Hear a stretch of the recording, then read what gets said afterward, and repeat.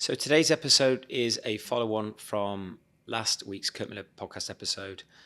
It's basically part 2 of how to stay on track this summer with your health and your body goals. I wanted to split it in 2 so it wasn't too long an episode. And also, I shared last week a weekly framework. Today is going to be a daily framework. And having coached so many people, I realized that people plan, learn, evaluate in different ways. Some people are more sort of weekly planners. Some people are more day to day. It just helps them stay more accountable if they've evaluated certain things day to day than weekly.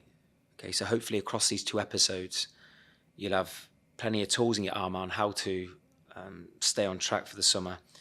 And to be honest, even though I've put the title of the episode, How to Stay on Track this Summer, the things I'm going to share today around a daily framework of how to manage yourself, your training, your movement, your food, etc. better. These questions will actually work at any point of the year. And as I shared last week, why questions are so important if you want to get a grip on your health and fitness goals and look, feel, and perform better in everything you do, you need to ask yourself the right questions. So great coaching for me is sharing great questions with clients and making them feel like they've made the decision to action something. It has to come from within. So as you are listening to this podcast right now, the reason I'm sharing these questions rather than just telling you, of course I will do that from time to time, telling you what I know works. Questions will make you feel like you've made the decision, because that is way more powerful if you're trying to get a grip on your habits long term and just getting told what to do, right? Unless you literally just want to get spoon fed for the rest of your life on what to do, okay, which is fine too. But I wanted to share the first 2 questions that I shared in last week's episode, because the daily framework will make more sense if you ask yourself these questions first. All right. So as I shared last week, before you evaluate a daily framework of questions that's going to help you stay on track, you need to get clear, which is the first question. What was your summer health and body goal? So when you started the summer or went into the summer, what was your health and body goal? Was it to stay in shape? Was it to be stronger, faster, fitter? Whatever it was, just get clear. What was that goal? And if you didn't have one, what is your summer health and body goal now? Like, whenever you listen to this, and it may be at the end of July, what is your primary goal around your health and your body that you want to feel or achieve at the end of summer? So start of September, what is the goal? And does it still matter? Second question, how do you want to look and feel? And that might be the goal, like to look a certain way, feel a certain way. But like, more importantly, as I shared last week, how do you want to feel? Get emotionally connected to that outcome, right? How do you want to emotionally feel at the end of the summer?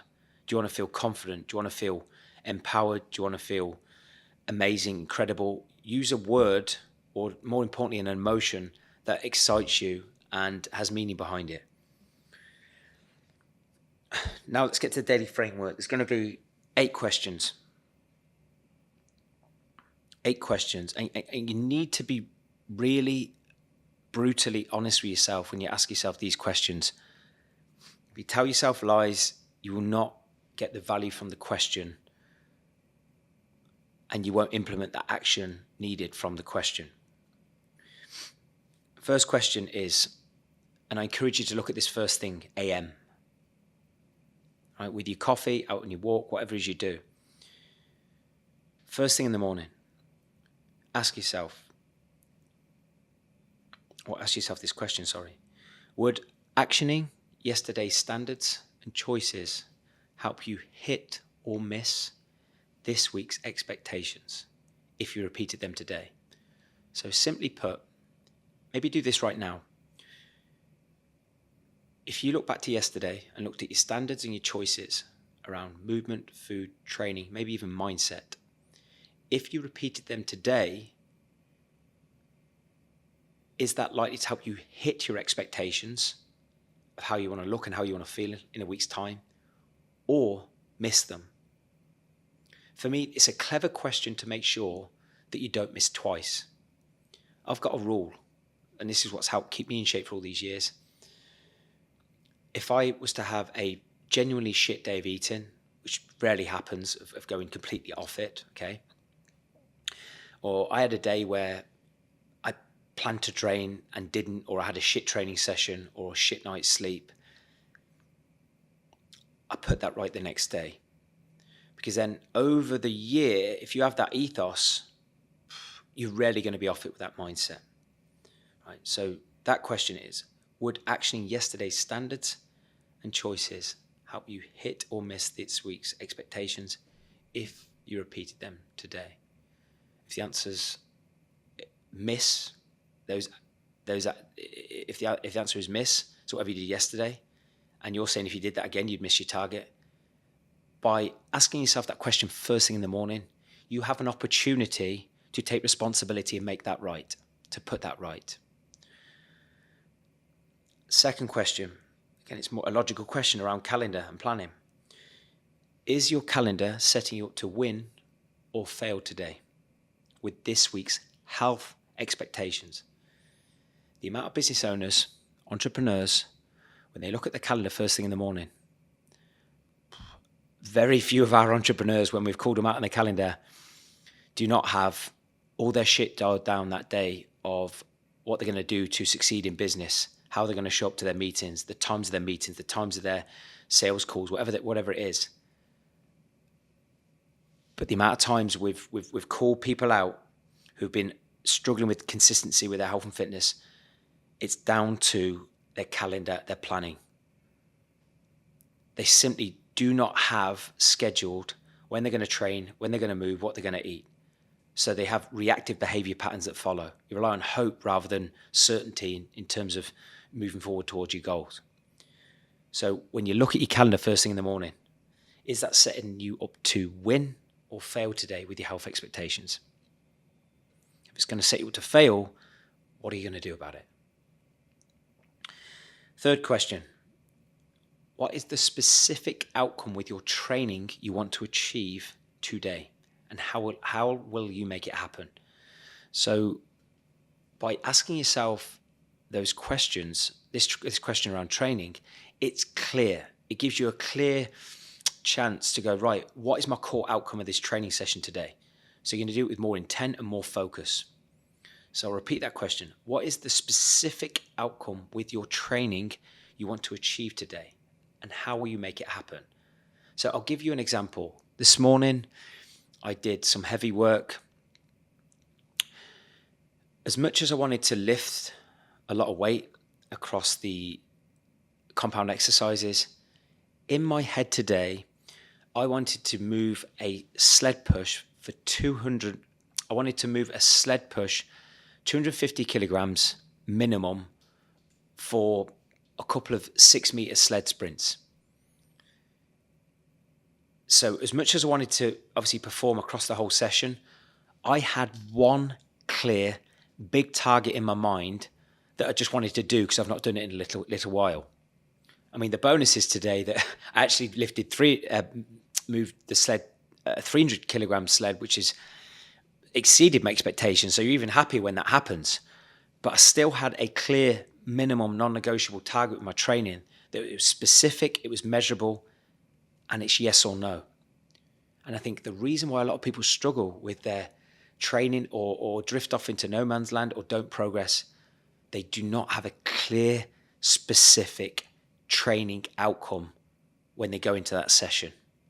I cannot tell you the difference that would make to your mental focus and how good you'd feel after a workout if you have a clear expectation and a target of what is a key outcome that I can measure, that I can attack today. Fourth question. And remember, you're looking at this first thing in the morning. What time of the day and where will your willpower be tested most let me say that again. What time of the day and where will your willpower be tested most with poor quality and high calorie foods. What will you do about it? So what that basically means is, by asking that question, you are granularly trying to look at your day and highlight maybe the environment, the place, or being around certain people at a certain time of the day. You're highlighting this as a potential risk or something where your cravings or willpower get tested, especially around food. Okay, so you might look at your calendar first thing in the morning, and you've got a social occasion or a business meeting with potential clients or friends where your willpower is going to get tested when that menu comes out. Peer pressure. The amount of people who fold when it comes to peer pressure is staggering. Oh, just have one more, just have two more, just have three more when it comes to drinks. Or, oh, that dessert won't kill you. Oh, just eat a bit more. You're boring. If you can anticipate that situation before it happens, then be strong enough mentally or pre-prepare a certain response when someone's going to say these type of things at you. You are far more likely to make the decisions you want to around food rather than surrender to the food decisions other people want to make for you. And what that question does is trying to give you the control and not other people. Because we've had multiple conversations with clients where, I don't know, they might have been struggling with progress for a certain period. Then we've granularly broken it down, and so often it's the lack of control in certain environments at certain times of the day around certain people that has negatively impacted the food choices they've had and how much they've eaten. But if you can anticipate this and forward plan a better decision or a better response, I promise you, you'll feel so much better afterwards. Fifth question. When, where, and how will you easily hit your step target today? If you're trying to stay on track with a certain body weight and a certain physical shape that keeps you happy, your movement or how much you move is going to massively impact that. So if at the start of a day, you can look at your calendar and very logically break down, this is when I'm going to move. This is when I'm going to maybe get 1,000 steps in. This is when I'm going to get 5,000 steps in. Or if you've got a hectic day of meetings, can you simply look at every hour within your day and schedule a 5 to 10 minute breather where you're getting some water, you get some fresh air, you go into the bathroom, but you're moving. All these mini wins, as I've said many times before, they stack up. And it doesn't really matter how you get to your step target at the end of the day. Okay, it's just getting it done. And that's going to look different for you on different days and in different situations, because you're going to have a different scenario every day, or your structure of your day might be different. Certainly is for the clients we coach. The sixth question.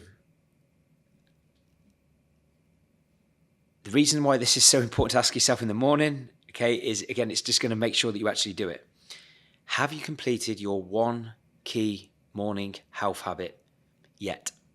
If not, what's more important and when will you do it? So I spoke about in last week's episode the importance of having one key health habit that when you know you do that, you have a better day, you eat better, you feel better, you perform better the rest of the day. So by asking yourself that question of, have I done that health habit that I said I was going to do, that I know contributes towards me having a better day, performing better, eating better? Okay. If you haven't done it yet, it's going to gradually expose what's more important, or more importantly, what you've prioritized instead. So if you haven't done it at the point of that question, whether it's movement, whether it's training session, whether it's breathing, whether it's eating something healthy for breakfast, whatever your thing is as that number one health habit first thing in the morning, if you haven't done it, and you're then asking yourself, if not, what's more important? And if there was something genuinely more important, it might have been you had to do something for your kids, or you had to take an urgent call at work, that's okay. But the next question is, when will you do it? And again, it's going to bring to the fore and create urgency so you actually follow through and do it. Okay? 7th question. What 3 wins would represent today being a great day and make you happy? All of us feel good when we accomplish things, whether it's personal, professional, like physical. Get clear at the start of the day. What 3 wins would represent today being a great day and make you happy? Right? I'm yet to coach anyone who doesn't want to feel happy at the end of a day. Do we feel happy at the end of a day every day? Do we fuck? I'm stressed. I have bad days, shitty days, and I think, oh God, that didn't go to plan. But if you can just get clear at the start of the day, what is my intention? What are the 3 wins that are really going to make me happy? It's just going to really realign yourself on what you're striving for. Okay? I encourage you with your 3 wins, try not to make them all professional. Can we make 1 to do with work, 1 to do with health, and 1 to do with family and personal? So some of family and personal might be, what's going to make me happy is spending 30 minutes with my child at the end of the day, laughing, not thinking about work, or having a great conversation with the missus, whatever it is. Okay? Last question is this. Do you have everything you need to meet your expectation? Do you have everything you need to meet your expectation? If the answer is no, who do you need to ask for help, or what do you need to search for? What's missing? Okay? And if you've been an avid listener of this podcast, 1, I appreciate all the support, but 2, I have bucket loads of resources. 1 being the PDF from this question framework that I can share with you. Okay? So if you do not have everything you need, what do you need to do? Who do you need to ask for help? Because I think so many people bury their head in the sands, and it's why they don't meet their expectation and goals, because they're scared to ask for help, or they don't know where to search. And anything to do with health and fitness and staying on track in the summer, that is certainly what myself, my team can help you with. And we have bucket loads of free resources. And of course, if you ever wanted to work with us, you know where we are. So I just want to leave this episode by saying, if you are on holiday right now, have an amazing time. Enjoy yourself without contradicting how you want to feel. As I said to one of my clients the other day, those beers, those cocktails, those wines, that rich food, those nice desserts, they all taste better when you pay your dues first. And I promise you, the people around you, your partners, your children, your friends, they'll reap the benefits of that positive energy that you demonstrate. So thank you so much for listening. I'll see you next time.